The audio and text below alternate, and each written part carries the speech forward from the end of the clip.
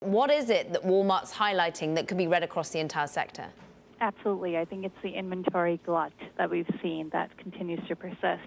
So we knew inventories were high in retail when they reported last quarter in May, but that trend continues to be the case, and that's really the biggest miss here. It's that they haven't been able to clear the inventory as they had expected, so there's further markdown pressure in the quarter and probably through the rest of the summer, quite honestly. They have to clear a lot. So you could read across to Target and to other retailers that have been over-inventoried that they too could be facing similar issues. Though for Amazon, I think the issue is a little different. It's not an inventory issue, right? It's the capacity issue of overbuilding the warehouses and the added inflation costs in transportation, which if you read on what Walmart wrote, those are costs that they've actually managed through. So to some extent, it's a positive for Amazon, in my view. A positive for Amazon, not seeing that yet in the stock reaction. And if you look across the after-hours reaction, again, big moves in Walmart, down 8.4% at the moment. Poonam, obviously, this news was surprising to the market. You can see that clearly in the shares. I'm curious, though, calibrate what we're seeing in the after-hours reaction to the news we actually received. Does this seem like an overreaction or pretty much calibrated?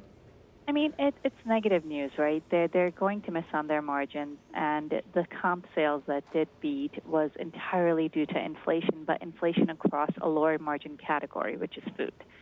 So all in, Walmart hasn't been able to clear the excess inventory, and this is a big problem in retail. It's not just about clearing the inventory up front, but keep in mind that we're going into the largest selling season of the year in just a few months. So if the inventory problem isn't solved and more inventory is onboarding, you could go into a ripple effect that could really hurt holiday. And that's the last thing that we want to see when we're covering these stocks. So, Poonam, when you say clear the inventory, I'm assuming that means they're not getting enough demand growth to clear out the shelves. And the result is they have too much inventory sitting on the shelves. So it really is, to me, about demand. And the demand slowdown, or at least demand not satisfying the retail plans going into the summer.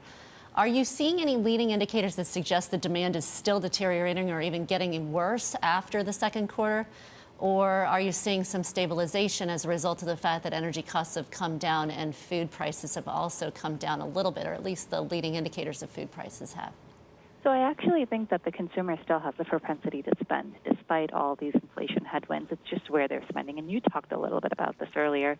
You know, the shift to experiences is real. People are traveling this summer. They are going out and they are getting their vacations that they missed for the last 2 years.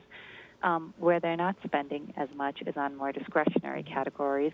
And that's where the question mark comes in. And I don't know if that situation will ease anytime soon because the demand for travel is higher than the demand for new apparel.